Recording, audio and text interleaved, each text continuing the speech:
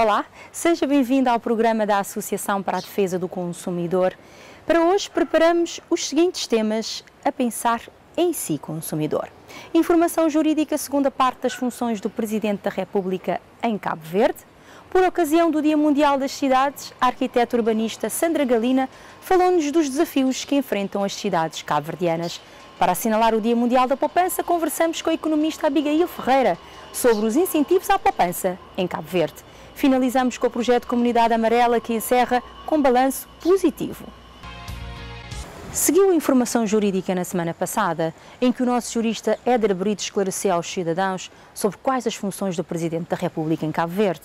Nesta semana, ele vai dar continuidade a este assunto. Confira. Hoje falaremos também de algo muito importante, muito interessante, no que toca ao ordenamento constitucional cabo-verdiano, que é a relação entre o Presidente e os outros órgãos de soberania, como a Assembleia da República e o Governo.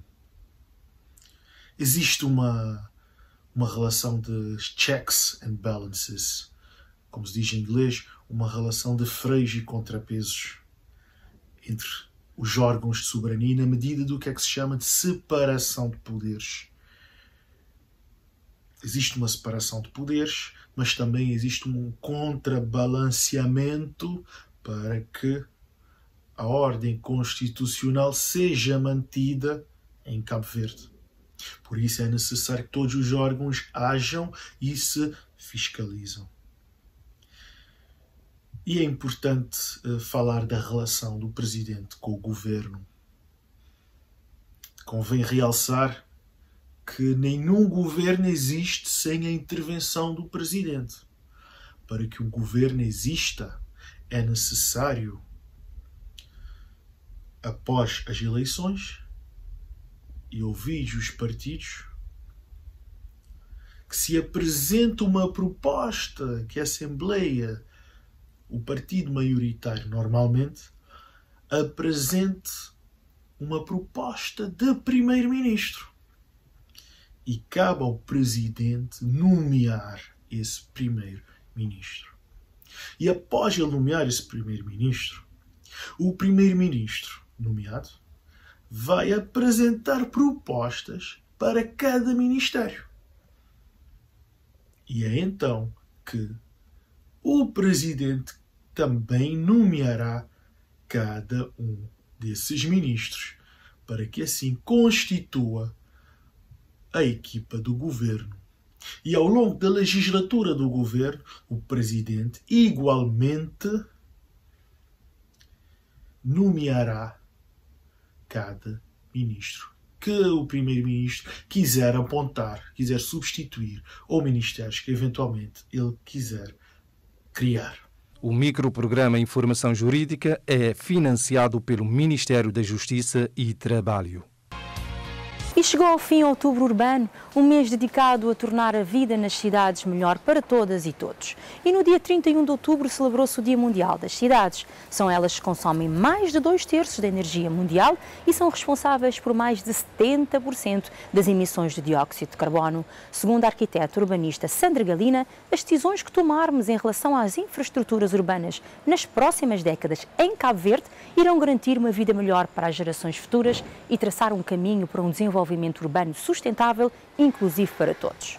As nossas cidades têm recebido cada vez mais habitantes, estão cada vez mais a serem solicitados serviços, infraestruturas para fazê-las funcionar, sendo que neste momento o grande desafio é como albergar todos os nossos habitantes em condições mínimas de um habitat saudável e um habitat condigno e de acordo com os direitos estabelecidos em 1948.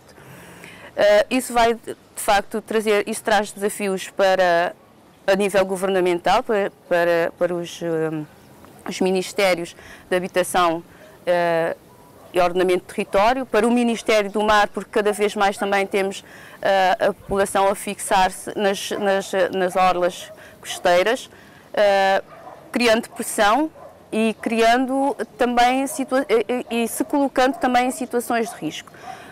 Neste momento em Cabo Verde realmente nós temos, já temos uma boa parte dos instrumentos de gestão territoriais a funcionar, elaborados, mas continuamos a ter desafios nesse aspecto. O ordenamento do território, o planeamento, a gestão territorial têm sido sempre sistematicamente colocados à prova e sempre temos que conseguir dar mais e melhor resposta nesse sentido. Como já tinha referido, com a vinda de mais pessoas para as cidades, os municípios têm que ter uma capacidade de resposta célere. E não tendo essa capacidade de resposta, nós temos a ocupação clandestina de espaços, sobrantes ou não, nas cidades, mas o que acontece é que essas ocupações não estão planeadas, portanto, a ocupação está à frente do planeamento, muitas delas.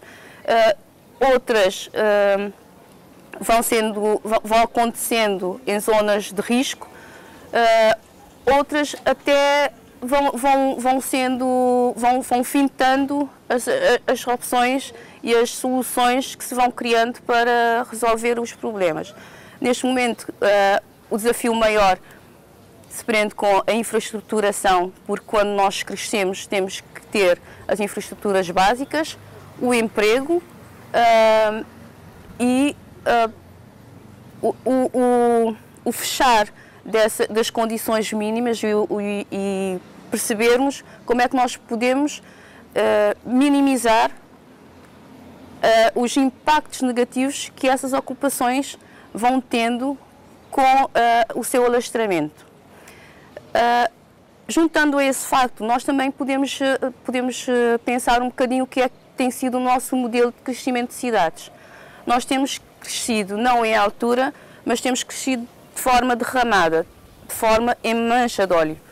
O que é que este crescimento em mancha de óleo traz como impactos, para além deste que já vos disse? O crescer em mancha de óleo vai fazer com que as autarquias tenham mais esforço para infraestruturar até chegar aos limites. Quando estão prestes a chegar aos limites, este volta a crescer. Nós vamos sempre crescendo com uma ocupação no máximo de 2 pisos por cada lote. Porquê? Porque nós temos sempre a ideia de que cada cidadão deve ter um lote e construir uma casa.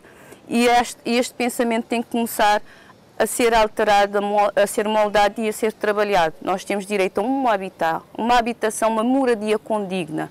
Se essa moradia é uma fração, se é uma vivenda ou se é outro tipo de ocupação, isso já não é relevante. Mas o que tem que ser feito tem que ser feito um trabalho de pensarmos que um lote tem que ser maximizado. Nós não podemos construir um resto de chão e deixar ad eterno as outras frações por construir, porque isto vai criando essa situação de crescer de forma derramada, crescer sem controle.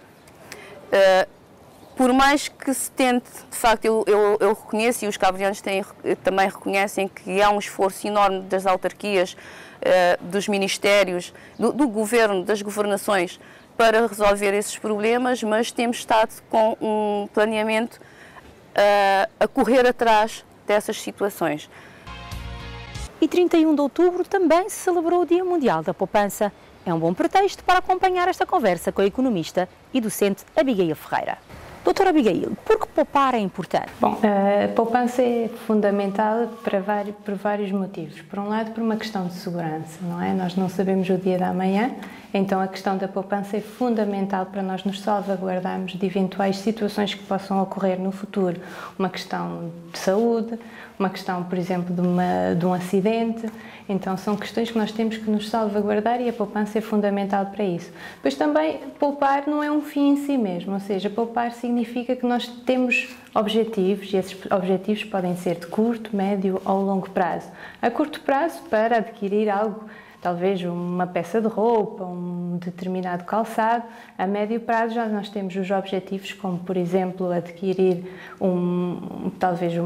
fazer uma aquisição de uma casa, onde nós vamos pagar uma renda, podemos também investir em educação e a longo prazo depois temos todos os outros tipos de investimentos de um cariz mais contínuo. Portanto, a poupança não serve só para nos salvaguardarmos, mas também para podermos depois usufruir no futuro de outras oportunidades que, se não fizermos a poupança, teremos que recorrer obrigatoriamente ao crédito, com as consequências que isso traz para o consumidor a todos os níveis. Qual a mensagem que deixa para os consumidores neste Dia Mundial da Poupança?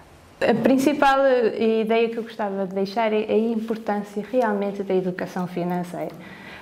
Nós temos jovens cada vez mais consumistas e a questão de educarmos a nossa juventude, as nossas crianças, para mim é fundamental, porque as pessoas referem que não existe possibilidade de poupar, mas o que eu acho que existe é uma falta de uma cultura da poupança. Então é preciso que as instituições, as organizações não governamentais, instituições privadas, junto com as instituições públicas, se unam com este objetivo comum, que é de facto proporcionar uma educação ao longo da vida para questões e assuntos financeiros e económicos, porque só quando realmente nós somos informados e estamos na posse daquilo que é os conhecimentos básicos é que nós podemos tomar decisões mais acertadas e aí estaremos a ser consumidores mais capazes e cidadãos também mais capazes e mais ativos. Portanto, eu acho que o repto que eu gostava de deixar neste momento é exatamente esse, é trabalharmos na promoção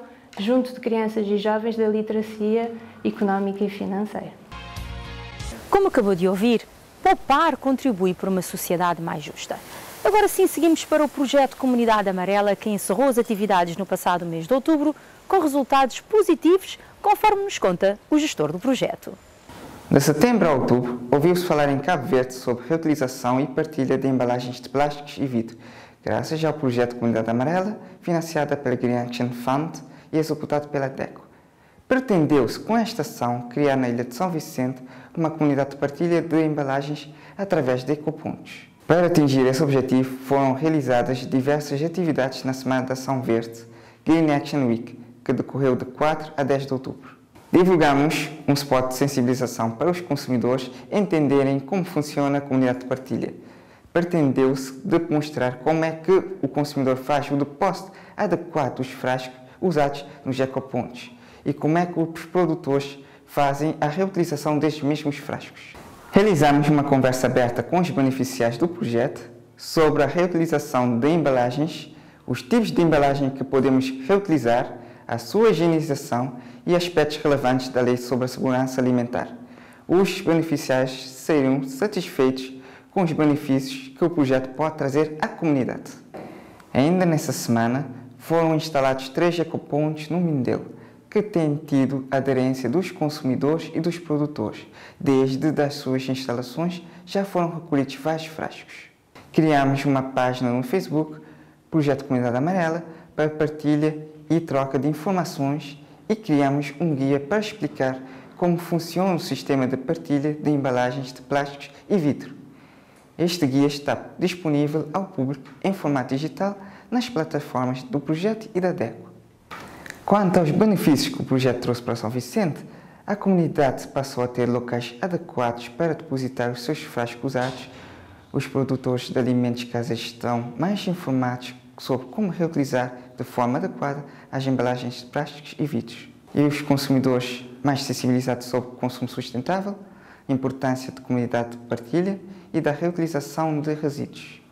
Nos últimos anos, a DECO vem contribuindo para preservar o ambiente através de projetos como estes, que contam com o financiamento da Green Action Fund, promovendo comunidades de partilha com hábitos de consumo cada vez mais sustentáveis. Esperamos que este projeto continue a ter a adesão dos midelenses e que esta ideia seja replicada em outras comunidades de Cabo Verde. Eu despeço-me, mas continuo a acompanhar a ADECO através das nossas redes sociais. Lá vai encontrar conteúdos gratuitos para empoderar os consumidores a exigirem os seus direitos. Compartilhe e aumente o impacto do nosso trabalho. Consumidores bem informados mudam uma sociedade. Até à próxima quinta-feira, à mesma hora.